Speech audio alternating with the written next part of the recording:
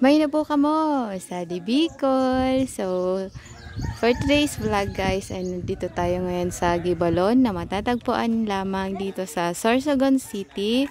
So, napaka-historical ng church na to guys dahil sa buong Bicol daw po ay dito unang sa gawa ng mas ang mga pare. So ayan guys, samahan niyo po akong pasukin natin itong Gibalon. Ayan.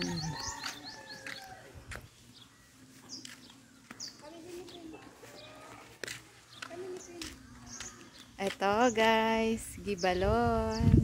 Pasensya na kayo at medyo mainit pa ngayon ang araw.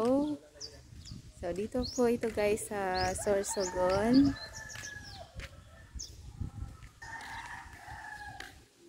Uy, ganda naman dito da guys. Oh. Oh, ha. So, napakatahimik dito guys na lugar. So, kung mapapansin nyo po ay kakaiba din yung design ng simbahan na to guys. So, napakalaki niya at talaga namang kakaiba yung disenyo ng simbahan na to guys. Ayan o. Tapos yung bubong niya ay talagang sadyado din. Ayan o. Oh, napakalawak dito guys. Oh. Oh.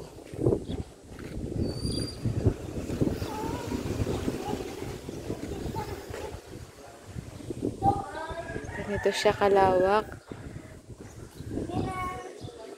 Laki koy. So maganda din dahil nasa gilid lang po ito ng highway. Ayan guys, oh.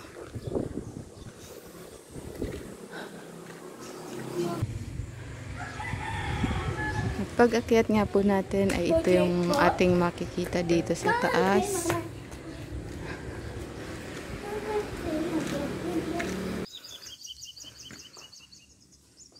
At makikita nyo nga po dito yung napakalaking krus. Ayan po, oh. Dito sa tuktok. Ayan. Oh, hi kay Mama, kay Auntie Cheryl, kay Ingrid na very serious.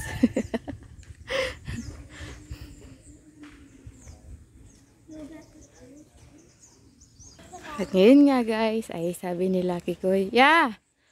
Ay sabay daw kaming hahawak dito sa pinagtatayuan nitong cruise. Oh, dito na Lucky ko. Hindi na nga kita nga ning dupa oh. Tigbi-video ko ni, video. Ayan guys. Panibagong experience na naman namin ito ngayong. At sa mga naghanap po ng pasyalan at the same time ay manalangin ay pwede po kayo magpunta dito guys sa Sorsogon. Lahat.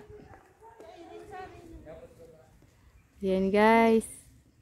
Thank you Lord sa lahat ng blessings at sana ay gabayan mo kami lagi at ilayo sa lahat ng kapahamakan ang buong pamilya ko at ang buong pamilya ng aking asawa. Salamat po kaniyong amin at ingat palagi.